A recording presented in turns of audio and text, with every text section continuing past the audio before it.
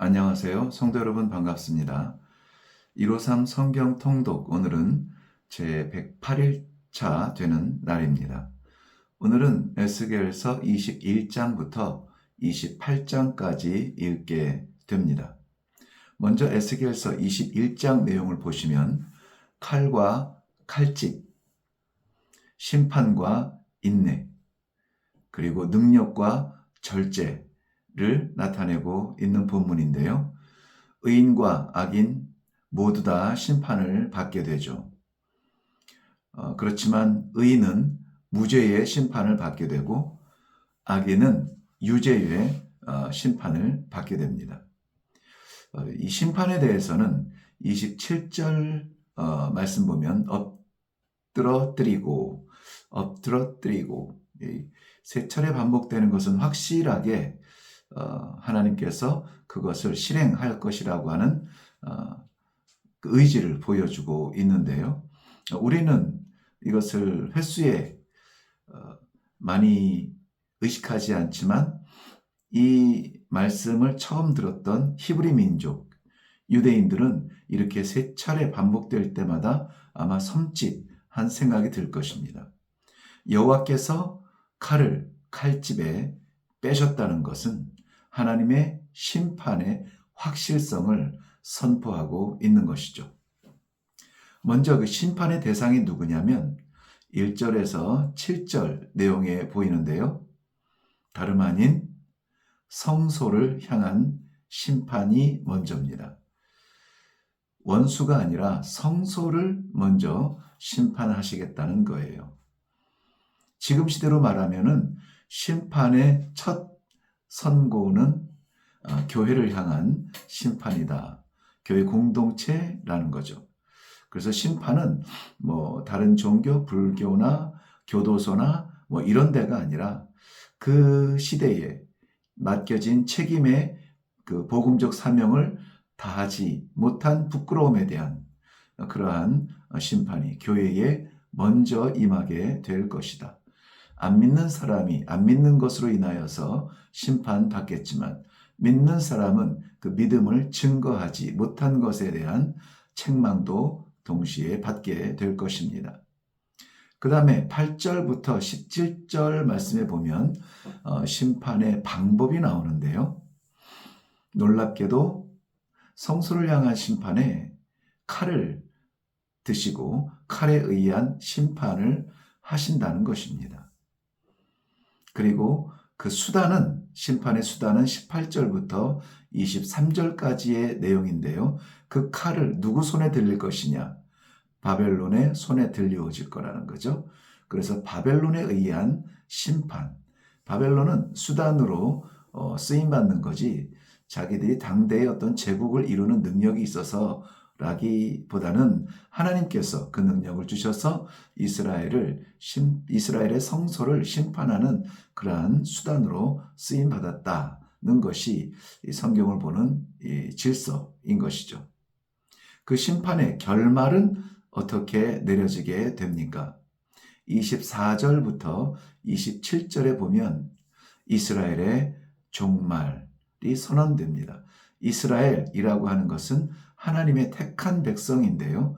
무엇으로 택했냐면 이 땅의 모든 민족 가운데 너희가 내 제사장 나라가 되리라. 구원받는 것은 제사장뿐만이 아니죠. 제사장을 통한 죄를 사함받은 하나님의 백성들이 구원을 받게 되죠. 그런데 여기에는 이스라엘의 종말이 선언된다고 합니다. 이 사명을 맡은 자들이 가장 먼저 이 심판대 앞에 서게 될 것 같죠. 근데 심판의 범위를 보면은 28절부터 32절까지인데요. 이 심판의 범위에는 이스라엘뿐만이 아니라 이스라엘의 끊임없는 아킬레스건처럼 괴롭혔던 암몬 족속까지도 손을 대신다니 하나님의 백성을 향한 성소의 심판뿐만이 아니라 이방 나라를 향한 보편적 심판이 선포되고 있는 것입니다. 에스겔서 22장입니다. 심판에 대해서는 그들이 알게 하라 말씀하고 있죠. 심판은 결코 비밀리에 이루어지지 않습니다. 그날과 시는 우리가 알지 못하지만 그러나 비밀리에 나타나지는 않게 되겠죠. 왜냐하면 이스라엘의 범죄 자체가 비밀스럽지 않기 때문인데요. 이 땅에 존재하는 모든 인류의 하나님을 향한 범죄가 더 이상 비밀스럽지 않고 오히려 이 죄악들은 오히려 담대해서 이제는 교회에 들어오고 신학교에 들어오고 이런 성도들의 세계 속에 들어가서 버젓이 우리를 짓누르는 그러한 모습으로 나타납니다. 이스라엘의 심판의 원인은 가장 중요한 것은 우상 숭배입니다. 우상 숭배. 하나님의 백성의 우상 숭배는 종교와 또 윤리적 범죄로 확대가 되는데요. 이것이 죄를 표현했던 누룩과 같은 범죄의 특징입니다. 한 가지 죄를 또 그럴싸한 핑계를 포장해서 허용한다면 그것은 한 가지 죄에서 결코 끝나지 않는 것입니다. 누룩처럼 부풀어지고 퍼지고 온 반죽에 다 영향을 끼치게 되죠. 그래서 되는 것과 안 되는 것은 내가 판단하는 것이 아니라 하나님의 말씀의 판단에 맡기는 것이 가장 중요하겠죠. 7절부터 12절 내용을 보면 누룩과 같이 번지는 그 죄들이 이런 말씀을 보면 아마 소름이 돋듯 깜짝 놀랄 겁니다. 첫째 등장하는 것이 뭐냐면 부모를 업신여긴다는 것이죠. 부모를 업신여긴다. 군사부 일체가 이제는 고어가 됐죠. 더군다나 이 부모님만큼은 마지막까지 우리 인간성의 마지막 그러한 보루일 것 같은데요. 요즘은 이것도 쉽지 않아요. 부모를 업신 여길 정도로 우리가 강팍해졌어요. 윤리가 부모님께 효도하고 부모님을 모신다 기대하기 어렵습니다. 그 다음에는 나그네를 학대합니다. 낯선 자들이 어색해져요. 그러한 공동체 있죠. 교회도 마찬가지죠. 우리 교회는 지금 분위기가 너무나 좋고 처음 오신 분들이 오히려 이 교회 분위기 때문에 정착을 하는 그런 교회가 되어가고 있는데요. 나그네가 낯설은 그런 공동체는 거의 이 사명을 다하지 못하는 그러한 교회 공동체라 보면 됩니다. 우리도 이렇게 나그네가 어색하고 이것을 성경에서는 학대라고 했는데요. 나그네를 학대하는 사람은 그렇게 흔하지는 않아요. 어쨌든 그러한 사람들, 그러한 죄, 고아와 과부를 해롭게 하는 사람들, 그리고 안식일을 범한 사람들, 주일을 범하는 거죠. 살인한 사람들, 제단을 더럽게 한 사람들, 하나님께 올려드리는 예배를 더럽게 한다는 것이죠. 이 순결하고 정금 같은 믿음으로 드리지 못하는 종교인으로서의 형식적 예배를 드린다면 그것이 하나님의 영광받지 못하고 오히려 더러워지는 그러한 조롱받는 예배가 되겠죠. 그 다음에는 음란죄, 음란한 것, 이것은 우리 인류 역사에 빠지지 않는 범죄죠. 그 다음에 마지막으로 이야기한 게 뭐냐면 불로소득의 죄, 수고하지 아니하고 거두려고 하는 그러한 욕심, 과욕의 그 죄라고 했습니다. 심판은 이러한 죄를 정화하기 위해서 반드시 필요한 것입니다. 풀무불에 녹이는 것이 진정 가치를 드러내고 정금이 남는 것이라면 우리는 불의 온도를 높여서라도 우리가 오히려 자원하고 스스로 점검해야 되는 부분이 아닌가 싶습니다. 특별히 백성은 열방 중에 흩으시고 또 성전은 또 정화시키실 것입니다.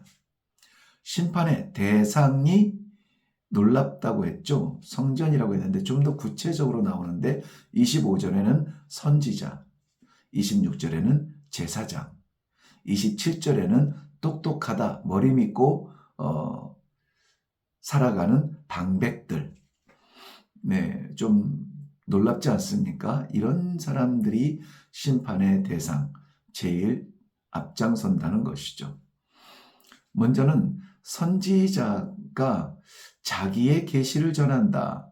이런 심판받습니다. 하나님의 말씀이 아니라 자기의 계시를 전한다. 여러분, 네, 넘어갈게요. 제사장은 하나님의 율법을 범한다. 제사장의 역할은 율법을 지키도록, 특별히 하나님 사랑과 이웃 사랑에 대한 이 율법을 제사를 통하여서 깨닫고 지킬 수 있도록, 하나님의 말씀대로 지킬 수 있도록 진행하는 것인데요.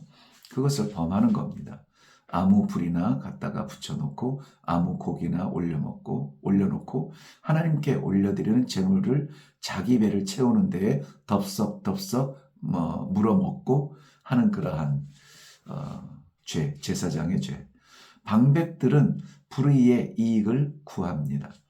편들어주고 얼마를 받고 이런 일들이 이제 당시에 있었던 일이겠지만은 어떤 지식을 파는 것도 포함이 될 텐데요.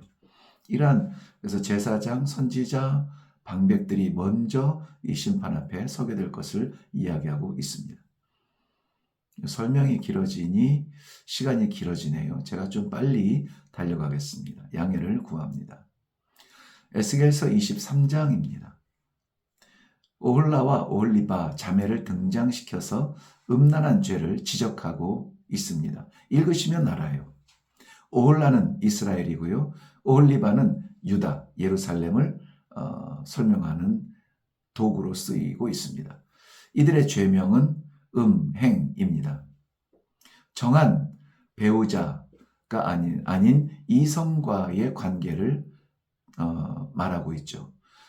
요즘 이 세계적으로 특별히 대한민국의 젊은이들에게 가장 위기는 무엇이냐? 미래가 없다, 직장이 어렵다, 이런 집을 평생 집을 못 구한다가 아니라 저들의 윤리 의식이 무너지고 이 음행이 이제는 개성으로 이렇게 자유 의지로 이렇게 떳떳하게 말할 만큼 되어지고 있다는 위기를 우리는 좀 느껴야 될 텐데요.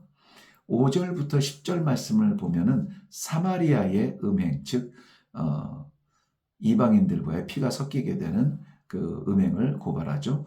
11절부터 35절은 유다의 음행을 나타납니다. 특별히 이스라엘과 이 유다의 공통적인 음행은 아수르와 애굽을 의지했던, 하나님만 사랑하며 하나님만 바라보며 하나님의 말씀에 의존해야만 하는 하나님의 백성이 힘있는 나라들이 살릴 수 있을 것처럼 의지하는 것. 영적 음행, 음란한 이런 것을 고발하고 있는 것입니다. 이들을 정화시키기 위해서 다시 부르는 신호가 있어요. 이 하나님의 신호가 뭐냐면 심판이에요. 그래서 이 심판은 두려움이지만은 그러나 심판의 두려움을 인식하는 성도들의 양심은 돌아서려고 하겠죠. 돌아서야 될 때가 그렇게 기회가 길지가 않아요. 빨리 돌아서야 하죠. 기회가 많지 않아요.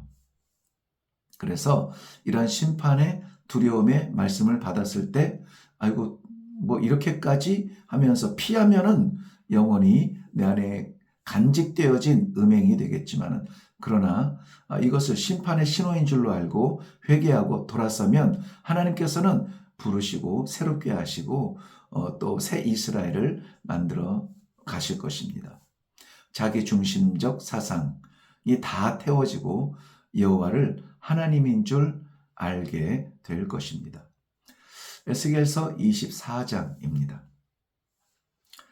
예루살렘 심판에 대한 비유로 잘 알려진 내용인데요. 끓는 가마의 말씀, 그리고 에스겔 선지자의 그 아내의 죽음을 담고 있습니다. 우리 이는 모두 다 심판을 비유하거나 나타낸다는 것을 잘 알고 있죠. 가마솥이 끓어야 하는 이유가 있습니다. 뭐냐면 10절 말씀에 그 가마솥이 녹이 슬었다는 거예요. 녹이 슬었다. 그렇다면 다시 물을 넣고 끓여서 다시 쓸 수 있는 가마솥으로 만들어야겠죠. 이 가마라고 하는 것은 예루살렘 성읍을 말합니다. 녹슬었다는데요. 그리고 이 예루살렘 성읍을 불태우는, 끓게 하는 이 불은 성을 둘러싼 군대를 의미합니다. 그리고 안타깝게도 우리가 차마 성경에서 읽기 어려운 살과 뼈는 성 안에 있는 백성들을 이야기하죠. 특별히 이런 말씀을 읽을 때 저는 교회의 지도자들, 목사, 장로, 특별히 권사, 이렇게 교회의 리더십들을 위해서 정말 우리가 기도해야 되겠다는 생각이 들게 되네요. 15절 이후의 내용을 보면 선지자의 아내의 죽음 역시 예루살렘의 멸망을 상징하고 있습니다. 선지자는 사람을 비유한 것이 아니라 선지자는 하나님의 말씀을 대언하는 사람이죠. 그래서 선지자는 하나님의 말씀인데 그의 아내는 하나님의 신부, 즉 예루살렘을 이야기하는데요. 그들이 부인이 죽는 걸 보니 예루살렘의 멸망이 곧 다가올 것 같은 위기를 느끼겠죠. 27절 말씀에 보면 에스겔의 입이 풀리게 되는 때가 있는데요. 3장에서 하나님이 그 입을 닫아버리시거든요. 그러니까 말을 못하도록, 그러니까는 한시적으로 벙어리가 되게 하는 건데요. 근데 그 입이 7년 동안이나 묶여 있다가 다시 입을 푸세요. 그리고는 하나님께서 입을 푼 이유는 무엇이냐? 다시 말할 수 있는 기회를 준 것은 무엇이냐? 하나님의 심판을 증거하라는 것입니다. 그런데 정말 이러면 7년 동안이나 묶여있던 입술이 풀려서 하나님의 심판을 증거하라고 명령하시면 목숨 걸고 하겠죠. 그런데 이것마저도 듣기 싫어하는 사람이 있답니다. 듣기 싫어한대요. 3장 27절 보면은 반역하는 족속들이 그렇답니다.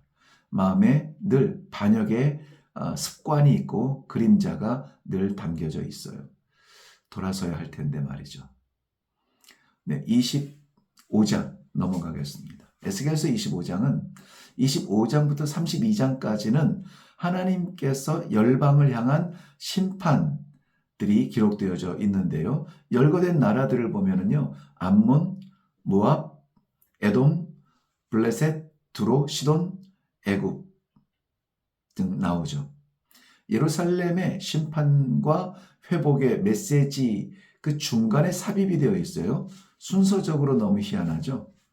예루살렘의 심판하고 그 다음에 이방 나라들 심판하고 회복이 또 따라온단 말이죠. 먼저 1절에서 7절 말씀 보면 암몬에 대해서, 8절에서 11절에 보면 모압에 대해서, 12절부터 14절은 에돔에 대해서, 15절부터 17절은 블레셋의 심판에 대한 내용이 나옵니다. 각 나라와 심판에 대해서는 원인과 결과를 한번 찾아보면서 읽으면 도움이 되겠죠. 그러면 우리도 혹시 끼어있지는 않을까? 아니면 피할 수 있는 메시지가 되겠죠. 그리고 이스라엘의 하나님으로 인식했던 그 세계들, 우주적 통치자로서의 하나님으로서 그 시야가 넓어지는 하나님을 바라보는 내까지 우리의 시야가 넓어지는 계기가 되면 좋겠습니다. 우리를 둘러싸고 있는 좁은 상황을 바라보는 좁은 시야가 아니라 그 멀리에서 우리를 다스리시는 하나님을 바라보는 그러한 넓은 시야 말이죠. 에스겔서 26장입니다. 두로의 심판에 대해서 26장부터 28장까지 석 장을 할애를 했습니다. 두로의 심판만 다루죠. 같이 읽으면 이해가 되겠지만은 또 네, 계속 읽어 나가도록 기회를 한번 보겠습니다. 예언 당시에 두로는 매우 번창하고 또한 거만한 민족이었어요. 번창하면 거만하죠. 바로 해운의 번성 때문인데요. 바닷길에 대한 번성이죠. 레바논에 있는 그 산맥과 지중해를 바라보고 있는 레바논과 지중해 사이에 있는 항구 도시고요. 그 왕성한 항구의 소통을 통해서 상업과 무역, 교역이 굉장히 활발했던 요충지로 성장하는 도시였죠. 어느 도시 못지않게 풍요로움을 자랑하는 그러한 도시였습니다. 그렇지만 선지자의 예언대로 이 두로는 흔적도 없이 사라집니다. 멀리 남의 나라 이야기가 아니라 우리가 자랑하는 우리의 풍요도 역시 동일한 맥락에서 볼 수 있으면 좋겠습니다. 두로는 예루살렘의 멸망을 구경할 틈도 없이 느부갓네살의 공격으로 포위되고 자그마치 13년 동안이나 포위를 당하고 살게 되는데요. 13년을 버텼다고 해서 그 13년의 세월 동안 두로는 평안했을까요? 그렇지는 않습니다. 아주 고난의 시간들이었을 거예요. 빨리 끝나면 좋은데 그렇지도 않고 말이죠. 자, 우리의 자랑은 무엇인가요? 우리의 자랑이 두로와 같은 자랑은 아닐까요? 에스겔서 27장입니다. 두로에 대한 심판의 경고가 이어진다고 했죠. 3절 말씀은 두로는 자칭 아름다운 곳이라고 했습니다. 아름다움에는 풍요를 포함하고 있죠. 4절부터 9절은 두로가 땅과 바다를 접하고 있어서 교류가 활발하다는 것, 즉 무역의 요충지라는 것, 이런 것을 설명하고 있습니다. 10절, 11절은 두로는 그 부요를 지키기 위해서 든든한 용병들로 채워진 군인들의 보호를 받고 있었다는 특징이 있어요. 돈이 많으니까 자기네들이 도둑을 지키려고 칼을 차지 않고 칼을 찬 싸움 잘하는 용맹한 용사들을 돈으로 사다가 우리를 지켜달라고 군대를 만들었던 거죠. 12절부터 25절 내용을 보면 두로는 세상의 모든 물품이 거래되는 풍성함을 누리고 있었다. 물건이 많으면 그 자금의 회전이 빠르고 자금 회전이 빠르면 자연스럽게 풍요가 따라오겠죠. 그런데 여러분 26절부터 반전이 일어납니다. 영원할 것 같았던 풍요가 오히려 재앙이 됩니다. 그 풍요 때문에 침략이 시작이 되죠. 우리는 현대판 두로에 살고 있는 듯합니다. 풍요만 자랑했다가는 풍요가 우리를 삼킬 것입니다. 풍요를 아름다움이라고 믿고 살아가는 이 시대에, 그러나 하나님은 그런 두로를 위하여 애가를 지으라고 말씀하십니다. 애가를 왜 지을까요? 곧 슬픈 일이 일어나니까요. 에스겔서 28장입니다. 계속해서 하나님은 두로의 왕을 향한 메시지를 전하고 있습니다. 두로 왕은 자신을 신이라 여겼습니다. 자신의 지혜로 말미암아 두로가 풍요롭게 되었다고 그렇게 자신 있게 생각을 했습니다. 재물이라면 무엇이든지, 세상에 있는 것은 무엇이든지 다 할 수 있다, 이렇게 생각을 했죠. 자신을 하나님이라 여겼던 것입니다. 그렇지만은 7절 이후로부터 하나님께서 이방 나라들을 부르셔서 두로 왕의 교만의 근거, 즉 아름답다고 착각하던 그 풍요를 파괴하고 바다 가운데서 죽이리라고 말씀하십니다. 그 자리에서도 신의 권위를 말할 수 있을까요? 12절 이후에 보면 두로의 왕을 향한 애가를 지으라 말씀하시죠. 에덴의 모든 아름다움과 같은 풍요를 누리지만 그 가운데에서 오히려 그것이 교만의 뿌리가 되어서 그것 때문에 무너진다. 그 교만 때문에 무너진 역사를 우리는 잘 압니다. 20절 이후에는 시돈을 향한 예언입니다. 이 두로와 시돈은 거의 이웃 붙어있는, 위아래로 붙어있는 그러한 이웃 관계죠. 네.